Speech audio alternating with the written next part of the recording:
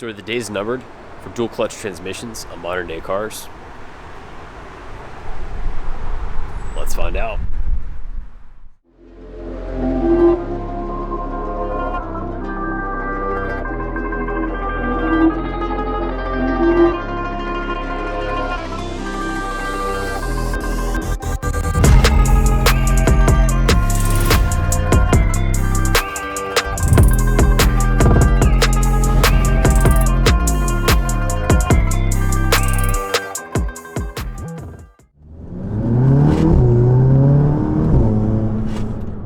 What's going on, guys? We're back here again today. Welcome back to the channel, Savage Panda Projects, the habitat for horsepower. So guys, before we get into our main point of discussion here, if you haven't already, definitely consider hitting that subscribe button. We've got a great library of content. You're not going to regret it. So as the title would suggest, guys, what do you all think about the future and the outlook of dual clutch transmissions in general when it comes to the modern day automobile?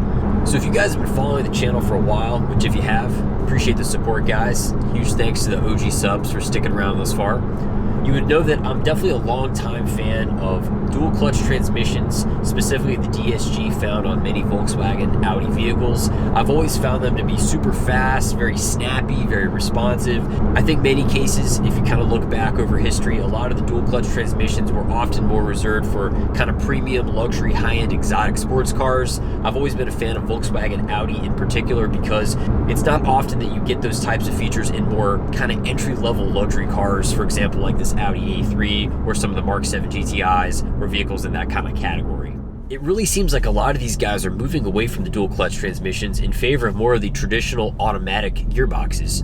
So I think it's kind of interesting, looking at everything that goes into that. It's a big decision. You have to think about what your consumer wants, how the vehicles are going to drive, how they're meant to be driven. But I think at the end of the day, if the technology is there where they can create an automatic transmission that is also lightning fast like the DSG, that perhaps gives the driver more of a comfortable driving experience, then maybe that's just the better decision to make from an automotive manufacturer standpoint.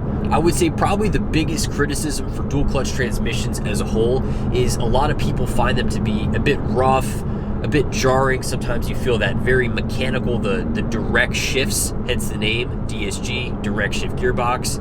And not everybody necessarily wants that. I think a lot of people, they want more of a smooth, refined driving experience with those more traditional transmissions.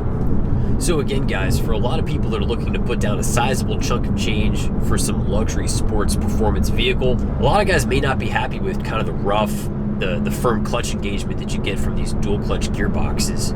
So I think a lot of people just have to make the choice, if we can make, whether it be a ZF8 gearbox or some other type of modern high performance, more traditional automatic transmission, do everything that the dual clutch transmission can do in terms of shift speed and responsiveness, and also make it smooth, that's probably going to be the more popular choice if you were to ask consumers.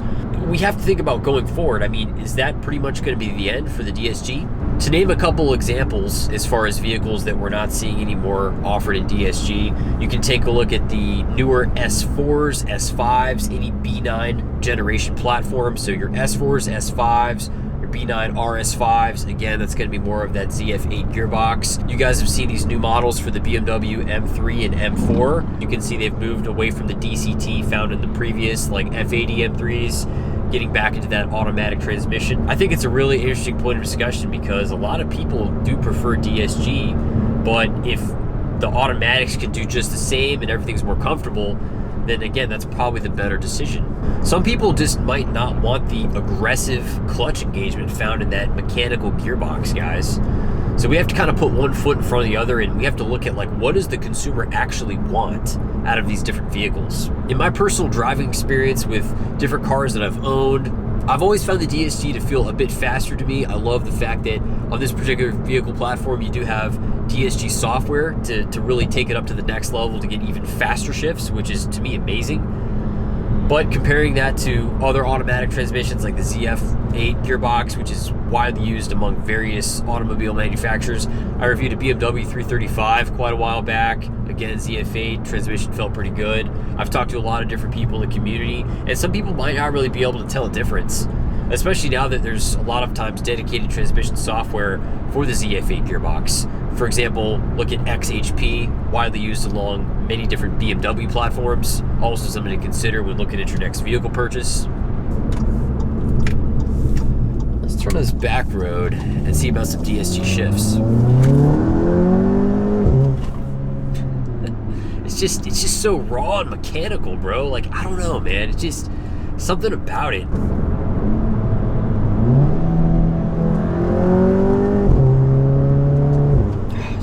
Now, one thing that always stood out to me, guys, when I first got this car, I just remember that immediate responsiveness with the paddle shifters. I know a lot of cars in the past, some of these older traditional automatics, you just don't get that immediate, that quick, punchy responsiveness. Like, you pull the paddle and you might get a couple hundred RPM of delay until the transmission actually goes into the next gear. That's always been a big critical point for a lot of these older gearboxes, and I felt that really stood out as a unique feature when you're looking at DCTs, PDKs, DSGs. It just makes a world of a difference when you have that initial, that responsive bite.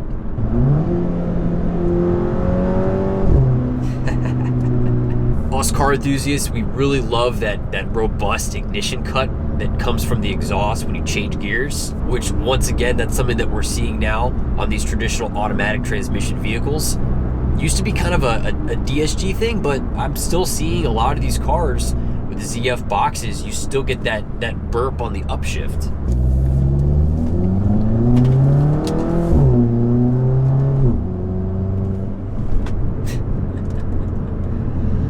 Transmission's quick, man. I gotta say, I'm still, like I said, guys, that DSG's got a special place in my heart right here, guys.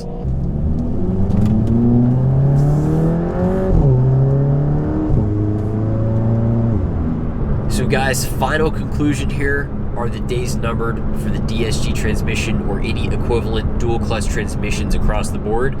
I think that's the direction it's going. I really do. I think that the automatic transmission has been so well perfected that the DSG, I don't really feel like stands out in that elite class in its own as it once did maybe 5-10 years ago. But again, leave a comment down below. I'm always interested to hear your thoughts. So guys, that's gonna go ahead and wrap it up for today's video. Don't forget to leave a like and comment down below. Helps improve the visibility of the channel. The support is always very much appreciated. I'll be sure to see you guys in the next one. Thank you so much. Have a great day.